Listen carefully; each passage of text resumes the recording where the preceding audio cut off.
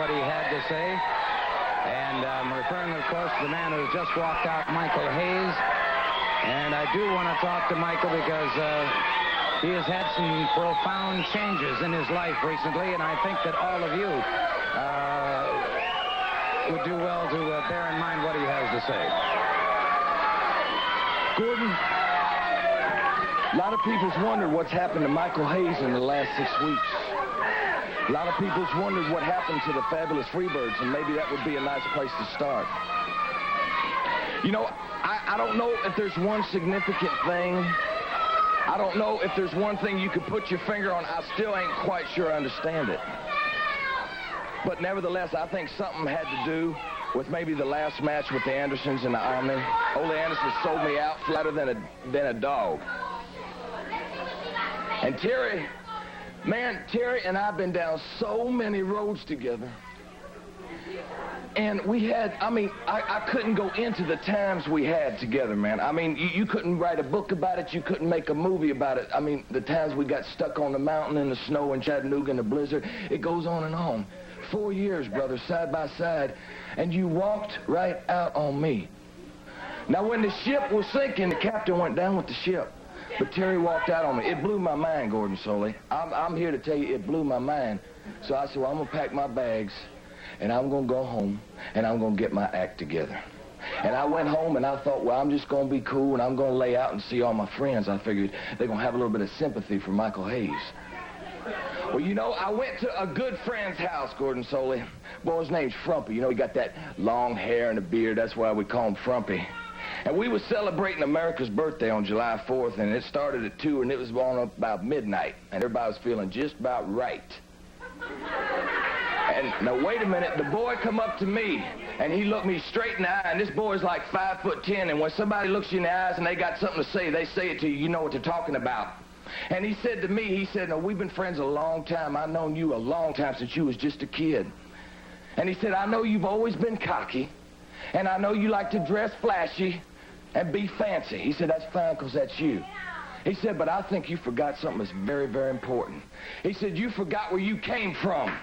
He said, you forgot that you started down here, and before you became big time, that you was right here with the rest of us. And he said, if you think for 1 minute that I am the only person that can relate to Freebird, he said, you're crazy, because there's a whole bunch of us right here at this party. He said, when you were up there, we felt like a part of us was up there. Just a little incentive that maybe the little man can make it big. And that blew me away. I had to leave the party. I said, I can't handle this. And the last thing, man, I was packing my bags leaving town. I said goodbye to my mother. Me and my old lady got in the car, and my little brother come out to me. He's 13 years old. 13 years old, Gordon Soley. Both me and him ain't never been raised by no daddy. We never had no daddy, and then don't get me wrong, I ain't complaining. My mama did a fine job. But I always wanted my brother to come up right. And I always thought that I gave him the right kind of advice. He come up to me, he said, you know, Michael, he said, you've been an inspiration to me. He said, I've always looked up to you because you made it. And he said, you've always told me what to do to make it. He said, but I got to tell you something. He said, you told me go out and get what I want. He said, I can see you're sitting home right now, and you're telling everybody that you're happy and you're fine sitting on this beach, but it's a lie. Because you want to be right back up there in Atlanta, Georgia, doing your thing like you should. Now, he said, now how am I supposed to go on if you won't practice what you preach? Well, let me tell you something, Roy. Let me send this special message out to my little brother, because right now he's in Sarasota. He's playing for the 13-year-old Pensacola All-Stars in the state championship. You get out there and you play your butt off, boy. You do whatever it takes to win. Because if you need somebody to follow, if you need somebody for guidance, you got him. That's me. That's right, that's me. Because, hey, well, let me tell you something. No, the kids have to have direction, man. If the kids don't have direction, where are they going to go? And I've done everything. I have done everything possible that a man could do, and I can't come out here and say that I didn't mean to do it. But I can say one thing. I can try to rectify what I have done. And as far as anybody's concerned, I got just as much right to be here as anybody. I got just as much right to be here. So let me put it plain, and let me put it sweet. Fantasia is alive and well, and it's back in Atlanta to raise some hell. Well, there you have it. Obviously, quite a change of heart, quite a change of philosophy. And this young man still very brash, but as I said... Hey, I cannot express what it felt when my little brother came up and said that to me. I mean, hey, he ain't never had a daddy. If I don't set an example, who's going to do it? Whoa! And you mean the right example? I'm meaning the right example. Now, you know the Freebird song. It said, Lord knows I can't change, but I can make things get right, Gordon Soley. I've made my mind up. And as you know, anytime Michael Hayes has ever promised something, no matter what it was, he delivered. And I'm promising you this. Thank you so very much. On Georgia Championship Wrestling was the one between Steve O and Ted DiBiase, a tag team event against the current Georgia Tag Team Champions, Terry Gordy, the former Freebird, and Jimmy Superfly Snuka. To add to the excitement and the action, Michael Hayes was on hand the day this occurred, and his presence was certainly known before this match was over. Not only his voice during it with Gordon Soley, but his appearance before this match ended. So I think you'll find that with Steve O and Ted DiBiase and suddenly Michael Hayes appearing on the scene, and Gordy and Superfly Snuka, who accepted this challenge earlier in the program, they were taunted and challenged by DiBiase and Steve O to wrestle on this day. Here's what happens when Steve O and Ted DiBiase meet Terry Gordy and Superfly Snuka. Ladies and gentlemen, this special attraction tag team event, one fall with a 15-minute time limit.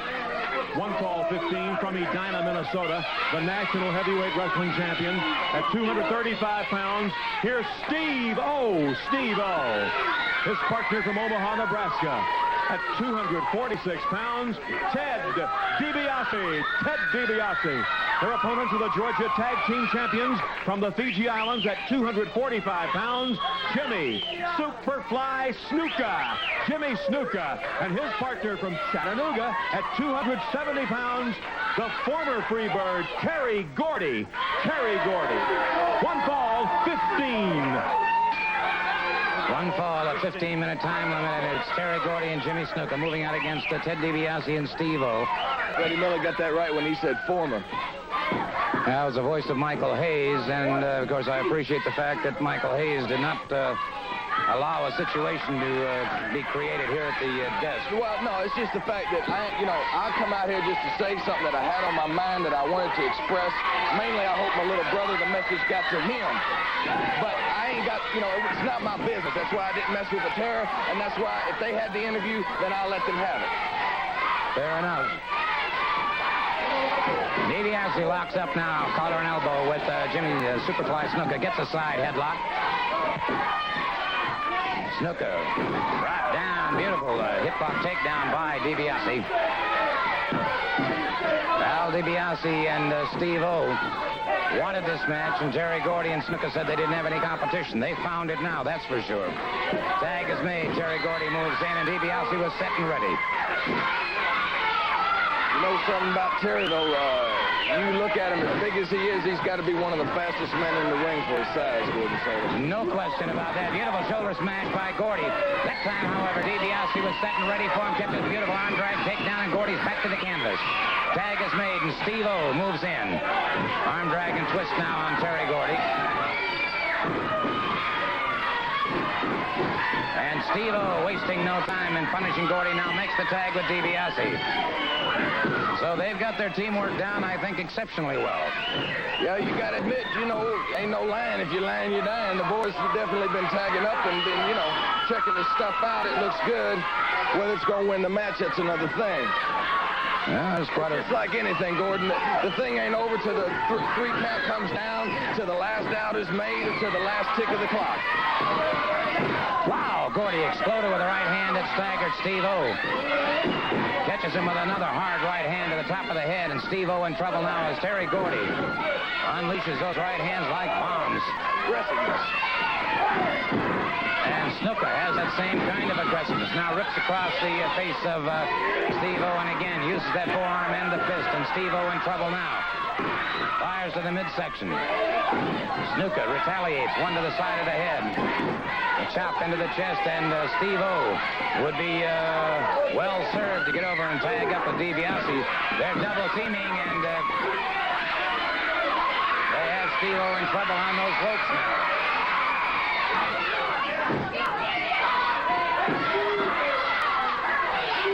Referee warning Snuka now to go back outside the ring into his own corner. He looks in trouble, Gordon Foley. Snuka. And now, this is the part of a match that I particularly like. Is when you take in a good whooping and you got to get it all down from inside and come back. You know what I'm talking about? Because if you can't do that, in my opinion, you ain't nobody. I mean, I ain't never been one to hold my opinion back. That's just how I feel. No, point by Michael Hayes, and it is Steve-O still in trouble and still needs to get over there and tag up if he can. Snuka makes the tag and is out there against Steve-O. Steve-O, good reversal. He hung in there. He hung in. Makes the tag with Ted DiBiase, and DiBiase, thoroughly enraged, comes charging into the ring. Catches Terry Gordy in a beautiful flying drop kick that has Snuka back to the canvas once again. And Ted DiBiase. That adrenaline is really flowing now as he crashes down. The thing can change. Just how quick the thing can change. That's why your man has got to be on the match 100% of the time. Certainly no question about that. I'm thinking 2 steps ahead. At least that's the way I always thought, and it always seemed to work. DiBiase keeping the arm bar on the Superfly Snuka. Terry Gordy on the outside of the ring, and Steve-O getting a much-needed respite in his own corner, and the crowd now chanting for a good fireman carry takedown by DiBiase. Has Snuka back to the canvas. The thing that DiBiase do here, in my opinion, is to wear down Snuka just like they did Steve-O. So you get Steve-O a rest like he's trying to do, and wear down one man. It's when the tag get in and out when it's hard.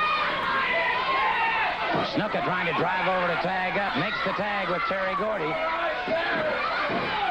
And it's Gordy and Snuka both double teaming here before the count. Tell you what, when that big boy hits you, you know it. DiBiase just found out as Gordy caught him coming off the ropes. And DiBiase trying to regain his feet. And Gordy catches him again. Another blistering right hand. Now, see, that's all well and good, a beautiful right hand, but while he's sitting here going crazy, he could have done him the man. These are some of the things we went over before. DiBiase driven into the boot of Superfly Snuka now. Catching him on the break. Several punches into the rib cage as Terry Gordy held on, and DiBiase in trouble now. DiBiase snap mirror to the canvas to a rear chin lock. And Snuka. Look at them muscles bulging. You tell me he ain't grabbing on that chin.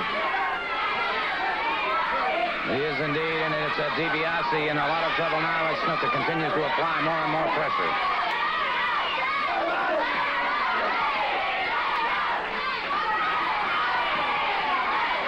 Got a big crowd here at 17 today, don't you, Gordon? Very excited crowd, I might add, too, as you can hear them chanting now for DiBiase. They're, and DiBiase in more and more trouble now. You know, Gordon, I don't mean to divert from the subject, but, you know, I was talking about my little brother. He's an excellent athlete. I don't mean to brag on him, but just 2 weeks ago in the district championships in Tallahassee, he pitched a no-hitter. Well, that is an accomplishment indeed, and it's DiBiase trying to break his way free. Snuka and Gordy both double teaming on him now. It's Gordy with a snap mare and then drives that fist into the head again. I see you notice that the polished wrestler will stay on the same hold. You see he's staying on the same hold because it don't make a bit of sense to start working on a man's leg, then go to the arm. Why'd you start working on the leg in the first place? They're working on the neck, and that's what they're going for because that's where the breathing comes from. Terry Gordy has DiBiase to the canvas, and in a lot of trouble here is DiBiase, trying desperately to bring in more oxygen into the system. This is where you got to come from with thunder, Gordon Solie. I don't know if he'll do it now, but I have seen DiBiase do it before. DiBiase using that elbow effectively now to the midsection. Terry Gordy smashes away again. And it's starting to be a pair sixer here as the tag is made. Snuka moves into the ring. No, that's the way I like it, though. That's the way I like it. DiBiase driven back into the corner now. Snuka. Hard right hand to the side of the jaw. Catches him flush on the jaw that time. DiBiase reverses that situation. DiBiase drops down the canvas, trying to get over to make the tag with Steve-O. Now, you see where that great training and Snuka's body comes in with his endurance in a match like this. And Steve-O, tiring of these double-team tactics, tried to break it up, and it is Gordy crashing into... That could be it, man. That could be it, baby. That could be... No, sir. DiBiase reached way down deep that time. Came away from a pinning combination. Now, see there, he's thinking. You got to think. There we go. That's how I like it. Go, boys. That's how I like it, Gordon. The slugfest between the two of them. Belly to back's the play by Ted DiBiase has Terry Gordy in trouble. Gordy staggered by that one. Stunned and coming up very slowly, and so is Ted DiBiase. Gordon, they all got to be in good shape, because anybody that knows a physical contest knows that when you get nervous, that takes half your win. And a championship match is going to make anybody nervous. Good high backdrop by Steve-O, and a completely revitalized Steve-O back in the ring. Got Snook on the outside, and now... It is... That could be it now. See, Terry's wind is gone. He's at a much vulnerable position right now than he was at the beginning of the match. He made to the rope. A big man, baby. Big man, I know. Well, he is indeed. He had that sleeper hold. Steve-O brings him up. That's got to be 270-some-odd pounds. Good full body slamming as Snuka started to charge in.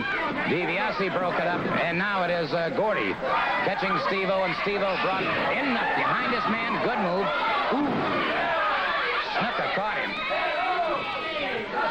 Snuka caught him coming off the... They're working on the teamwork. Gordy trying to set him with a Power driver, Gordon Sully. He was blocked beautifully by Steve-O. Brought him up again for the pile driver. He's going to block this one. Right on the back of the neck. Made the tag. He made the tag, and Ted DiBiase is in there. That was Steve-O's hurt, baby. Ted DiBiase catches Snuka. Beautiful flying drop kick, and it is... DiBiase arm-whipping Snuka into Gordy, and now concentrating on Gordy. Steve-O hurt and outside the ring. Whoa! DiBiase. Whoa, I heard that back here. Smashing their heads together, and DiBiase now has Snuka coming off the rope. He's cooking. He is cooking. Look out. They caught DiBiase from behind, double team. Steve-O still out of action outside the ring. And it's Terry Gordy now beginning to punish Ted DiBiase. Gordy now has DiBiase in that corner and in a lot of trouble. DiBiase needs to tag up, but unfortunately Steve-O not in any position after that pile driver to come back into that ring at this moment, that's for sure. And Gordy brings him up. A reverse power slam by Terry Gordy has DiBiase in even more trouble. Gordy brings him up, another body slam. The tag is made with Snuka. Snuka going up. It was Michael Hayes breaking that up, and now into Terry Gordy. Michael Hayes broke it up with Jimmy Snuka, the referee calling for the bell. The match has been stopped. And Michael Hayes after Snuka and Gordy. Hayes took his shot, took his time. Terry Gordy up and outside the ring, and we've got complete chaos and bedlam here. Terry Gordy and Jimmy Snuka. And they are declared winners by virtue of the interference of one Michael Hayes. But obviously Michael Hayes had something on his mind and had to do it. And he was driven by an inner force that I'm sure superseded any thought of his own safety when he saw what was about to happen with Superfly Jimmy Snuka, and Michael Hayes has left the scene. Well, he cost DiBiase and Steve-O the match from the standpoint that they were disqualified for outside interference. Nonetheless, he may have averted some possible serious injury. to Ted DiBiase, and certainly that's something that has to be taken into consideration. And I had a chance to talk to him about his travels, so if you will, right now, we'll switch back to Florida and my comments with Dusty. I had a chance to catch Dusty Rhodes in the middle of a workout, and, of course, he's the NWA World Heavyweight Champion. I wanted to take a couple of moments to talk to him about the fact that since winning the title, he has obviously had to pick up Harley Race's commitments and to travel all over, and, boy, you have been traveling. Well, Gordon, it's travel, you know, it's something Dusty Rhodes really digs, and I like it, you know, because as a kid growing up, I never believed, as everybody knows, that I would ever be traveling anywhere but Austin, Texas, you know yourself, Gordon, the great commentator that you are, nationwide known, Gordon, solely recognized all over the world, the #1 wrestler, the #1 sports commentator in the world, is now with Dusty Rhodes on most of his interviews, who is a new, and not new anymore. I mean, the week went by and they said, well, Dusty Rhodes, after a week, he's going to lose the title. Somebody else going to have it. But now we made all eyes out of him, and Dusty Rhodes still World Heavyweight Champion. The Harley Race is home for the summer. Dusty Rhodes traveling throughout the country. I just come back from Aruba and Curacao and Caracas, Venezuela, and Bayfront Center, Columbus, Georgia, and Columbus, Ohio, and there's a lot of great athletes out there. Bruce Brody and Ken Patera. I don't know how great people they are, but they're all great athletes. And Dusty Rhodes and Tommy Riches and the Funks and the Ric Flairs.